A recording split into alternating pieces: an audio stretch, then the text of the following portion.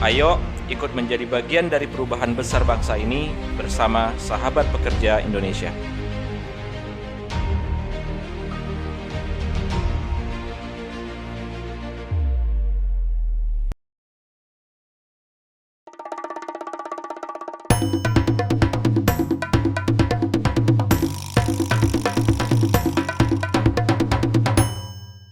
Sahabat pekerja, kembali dengan saya Hari Solputra dalam OPEC, obrolan pekerja, obrolannya yang berjiwa muda. Kalau tadi kita sudah mendengar seorang Bang Ahmad Sarip itu memiliki satu fokus, dan fokus itu diawali dengan palu gada, tapi akhirnya dia harus memilih satu. Kita lanjutkan perbincangan kita dengan Bang Sarip. Bang, tadi kan sudah palu gada udah selesai lah. Ya, palu gada. Fasenya udah selesai. Akhirnya memilih apa, Bang? Akhirnya setelah proses perjalanan beberapa tahun itu, ya akhirnya saya memilih dengan istri ya waktu itu kita diskusi. Ya, akhirnya kita memilih ada salah satu brand. Mohon izin bisa ya? Silakan. Ya. Brand SR12. SR12 ya. Waktu itu ya teman saya yang nawarin SR12 dan salah satu juga yang menjadi leader di situ. Adik kelas saya. Oh, oke. Di Kavi. Di Kavi ya. Ya, adik kelas saya itu ya. Akhirnya dia menawarkan SR12. Ya, kenapa? Saat itu saya ngelihat pertama ini bukan MLM, bukan berarti saya anti ya. Iya. Karena saat itu saya lebih merasa prefer yang retail. Terus yang kedua ini herbal. Terus yang ketiga produk Indonesia. Oke, bukan luar ya. Bukan luar. Ini karya anak bangsa. Terus yang berikutnya perusahaan ini didirikan non riba.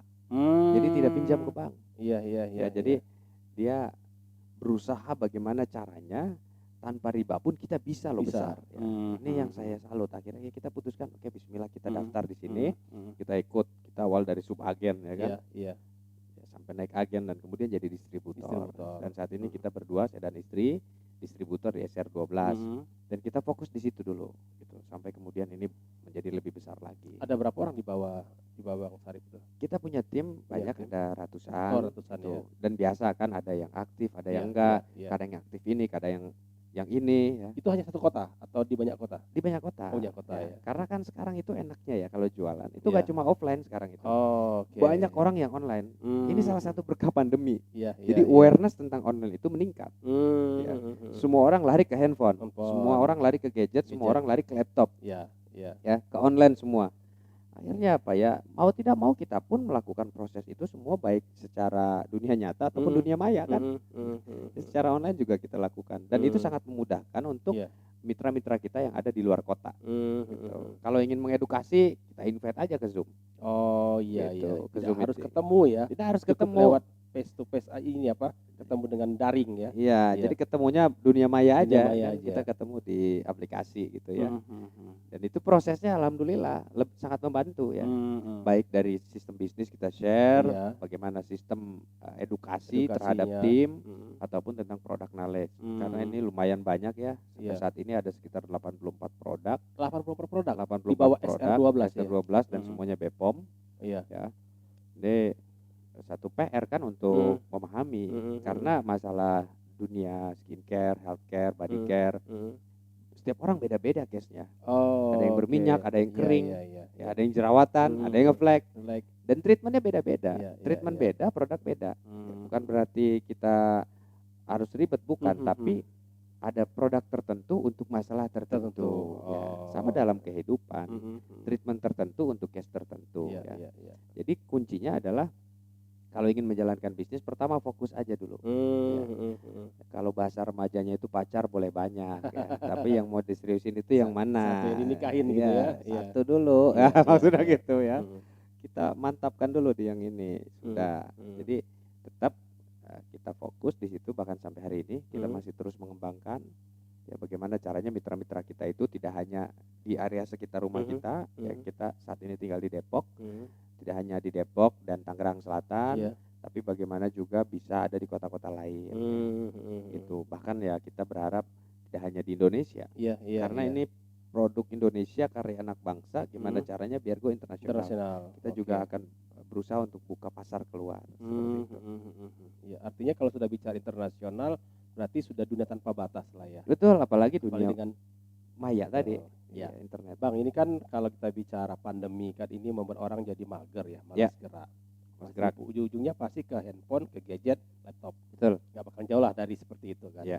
Nah, kalau kita bicara pandemi itu kan kalau bercermin dari sejarah 1918 itu kan baru 6 tahun kemudian baru selesai pandemi. Ya. Dengan teknologi hari ini mungkin nggak sampai 6 tahun, bisa jadi 2 tahun selesai, bisa jadi 3 tahun selesai. Betul. Artinya kita masih ada spare buat kita introspeksi menuju mungkin 2030, 2045 di mana bonus demografi. Kalau orang Jepang itu sudah tua-tua, kita masih produktif. Ya. Produktif itu kalau kita positif, kita bersemangat dan menghasilkan.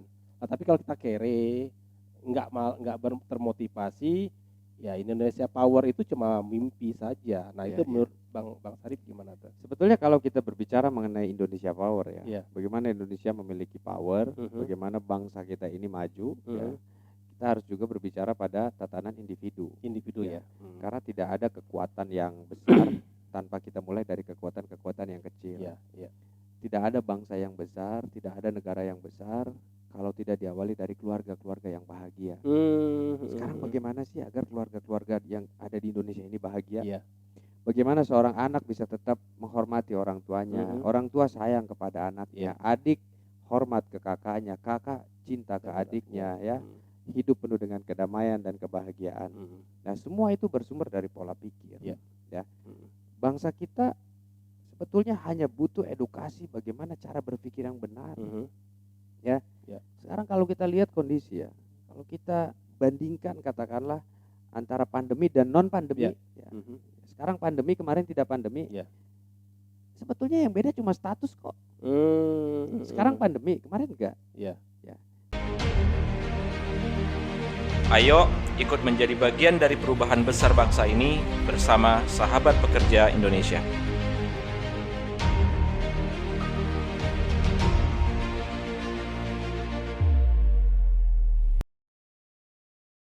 Status ya mungkin ada ya perintilan-perintilan. Kemarin itu bebas, sekarang harus maskeran kemana-mana. Tapi kita sekarang ada physical distancing ya. Ya. Tapi secara mental sebetulnya sama. Ya, kalau ada yang mengatakan enggak, dulu sebelum pandemi saya kerja, sekarang saya dipecat. Loh, kalaupun tidak pandemi, ya, yang namanya keluar dari sebuah perusahaan itu satu hal yang pasti. Keniscayaan lah ya. Ya resign atau dikeluarkan bisa jadi kan. Ya, hanya masalah waktu. Nah, pertanyaannya ketika nanti satu hari katakanlah tidak pandemi ya. Ketika kita keluar atau kita dikeluarkan, apa yang kita lakukan? Apakah mengeluh? Bukan solusi. Pasti dia juga akan berjuang cari lagi atau usaha atau kalau memang hobi dengan bekerja nggak masalah karena ada juga orang sukses dengan kerjanya. Nah, dia bekerja cari lagi tempat yang lain. Berarti di masa pandemi ketika kita keluar atau dikeluarkan ya kita cari lagi. Kalau di pintu rezeki bekerja masih gelap gitu ya. Sekarang mana ada orang menerima pegawai di era pandemi. Ya sudahlah. Kalau tidak ada orang menerima pegawai, kita yang menerima pegawai. Kita yang bekerja mempekerjakan orang. Iya. Bagaimana caranya? Belajar. Artinya sebetulnya kesulitan kita dalam hidup itu karena kita tidak mau belajar. Padahal perintah belajar itu dalam agama wajib. Kita belajar, upgrade diri. Ya, akhirnya apa? Bagi orang-orang yang minus, orang-orang yang selalu berpikir negatif, yang keluar dari mulutnya ngeluh, ya usia segini mau belajar, saya udah usianya 40 mas, usianya 45 mas, ya terus kenapa?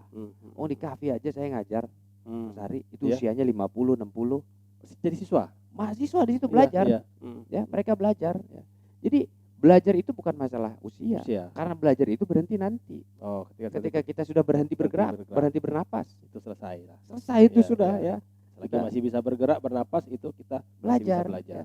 Jadi bisa juga pola pikirnya kita balik. Ya. Kalau di masa normal kita bekerja, di masa pandemi kalau kita ingin bekerja lagi sulit, maka mulai berpikir untuk mempekerjakan orang.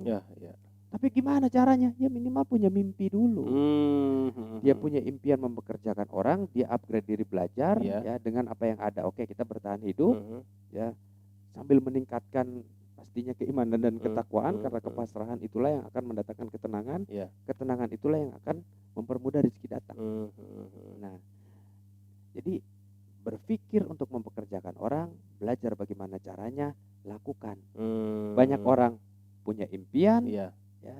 Setelah itu dia belajar, setelah itu dia duduk lagi. Ya. Ada yang kurang berarti action. Iya. Jadi ada tujuan, mempelajari Belajar cara bicara. sampai ke tujuan. Setelah itu bergeraklah Bergerak ke terus. arah tujuan itu. Ya. Masalah sampainya kapan itu hanya masalah waktu. Iya. Bisa jadi setiap orang beda-beda dengan tujuan yang sama, yang Iya. satu butuh setahun, yang satu butuh 2 tahun. Nggak masalah, Betul. nggak masalah. Gitu. Karena waktu itu juga kadang-kadang setiap orang beda-beda. Iya. Ya contoh nih misalnya satu hari saya ditangkap nih Mas Hari, saya diinterogasi seminggu. Ya. Berbanding dengan Mas Hari, bulan madu ketiga misalnya kan, selama seminggu. Setelah pulang bulan madu, setelah selesai diinterogasi, kita ketemu nih Mas Hari, ya kan? Tanya, gimana tadi Bang? Gimana kemarin bulan madunya? Pasti Bang Hari bilang, wih alhamdulillah cepet banget ya. Iya. Seminggu tuh gak kerasa gitu kan. Karena bulan madu. Bulan madu. Tapi saya, gila seminggu lama banget gue Iya. diinterogasi ya kan. Iya. Aduh itu sehari aja Padahal secara waktu sama. secara waktu sama. Iya. Cuma memaknainya berbeda. Permaknanya beda. Jadi Iya. waktu itu ada waktu subjektif juga. Jadi bisa jadi dengan orang yang berbeda ngerasanya itu beda. Ya. Dengan durasi waktu objektif yang sama. Iya. 1 jam memang 60 menit. Iya. Tapi setiap orang itu bisa jadi merasakan 60 menit itu ada yang lama, ada yang Betul. cepat. Karena lama dan cepat itu subjektif. Iya. Nah, bisa jadi yang satu setahun baru sukses, yang satu 6 bulan. 6 bulan. Karena bisa jadi yang setahun dengan yang 6 bulan secara subjektivitas masing-masing bobotnya sama. Iya. Ya. Maka dari itu ketika kita melakukan sesuatu, bagaimana caranya agar bisa mempercepat ya, dengan izin Allah, nikmati proses. Jadi Jangan- ada mimpi, ada tujuan, nikmati proses. Nikmati proses. Kadang orang ketika menjalankan dia udah belajar, dia udah punya impian, dia sudah berjalan menuju tujuan. Iya. Tapi dia masih mengeluh. Oh. Masih merasa aduh ya Allah capek banget. Ya Allah kok gini amat. Iya. Semakin memperpanjang itu. Sama kayak orang yang tadi diinterogasi. Sehari ini berjalan waktu lambat sekali gitu kan. Ya Iya, itulah yang akan menghambat perjalanan seseorang itu. Iya. Ya keluhan. Ya, setiap keluhan itu akan memperlambat dan akan mengurangi kecerdasannya untuk cepat sampai kepada tujuan. Berarti kita harus menikmati Nikmati proses apapun yang menjadi tujuan atau impian. ya, Termasuk Indonesia yang kalau kita ingin superpower dengan segala macam plus minusnya, kita harus menikmati sebagai bagian dari bangsa dari Indonesia. bangsa Indonesia. Ya kita ini orang Indonesia, kita terlahir di Indonesia, kita harus cinta terhadap Indonesia. Dan bentuk kecintaan kita terhadap Indonesia adalah minimal kita tidak membuat bangsa ini rusak dengan keadaan diri kita. Itu sudah minimal banget. Jangan sampai negara kita ini malu dengan diri kita. Iya. Kalau semua bangsa Indonesia yang 270 juta berpikir hal yang sama, semuanya menjaga dirinya, insya Allah kita punya pride sebagai bangsa Indonesia. Dan kalau semua bangsa Indonesia berpikir bahwa kita harus meningkatkan pola pikir kita mengenai kesehatan, mengenai pendidikan, kebahagiaan, mengenai impian, mengenai semangat untuk belajar, ya. Kalau perlu motivator itu ya setiap warga negara Indonesia itu motivator untuk dirinya sendiri. Jadi nggak ada lagi mager, ya malas-malas gitu. Kalau semua orang berpikir sama, ya mungkin hanya butuh waktu sebulan Indonesia maju. Tapi karena ini kondisi realnya semua orang berbeda, maka orang yang lebih awal memiliki kesadaran itu harus segera berbagi, menularkan spirit positif ini ya. Betul, menginfluence orang lain, ngajak orang lain, ayo bangkit bangsa Indonesia, seperti itu. Biar ke depan bangsa Indonesia lebih besar ya. Terakhir Bang, ini kita bicara mimpi ya. Ini kan bicaranya kalau kita bicara trainer sudah, pengusaha sudah, jalan-jalan pun sudah, naik pesawat pun sudah. Nah kira-kira masih ada nggak sih yang belum tercapai? Kalau berbicara masalah impian yang belum tercapai maksud saya, ya setiap manusia punya impian akhir.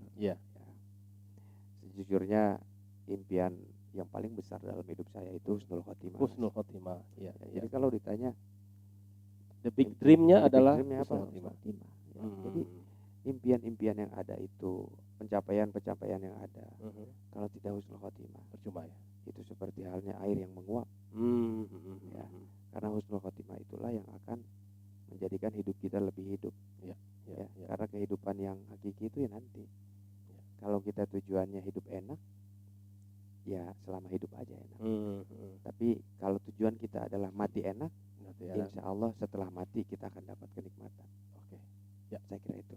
Ya, Mas Arif. sahabat pekerja, kalau ditanya apa sih the biggest dream dari Bang Sarip adalah husnul khotimah, insya Allah. Jadi apapun pencapaian kita hari ini tidak akan bermakna jika sebatas duniawi. Tapi kalau kita bicara hari esok, bicaranya masa depan, dan masa depan adalah bicaranya akhirat, maka kita akan mempersiapkan akhirat itu dengan sebaik-baiknya, sehingga nantinya kita bisa masuk ke surganya Allah Subhanahu wa taala. Amin, amin. Alhamdulillah kita mendapat pencerahan hari ini. Mudah-mudahan kita semangat terus untuk Indonesia yang lebih baik. Dalam program OPEC, Obrolan Pekerja, bersama saya Hari Sol Putra. Terima kasih ini Bang Sarip Sama-sama. atas waktunya, dan mudah-mudahan berkah Amin, dan amin, bisnisnya amin. lancar, Amin, amin, amin. bisa menginspirasi lebih banyak orang. Insya Allah. Amin.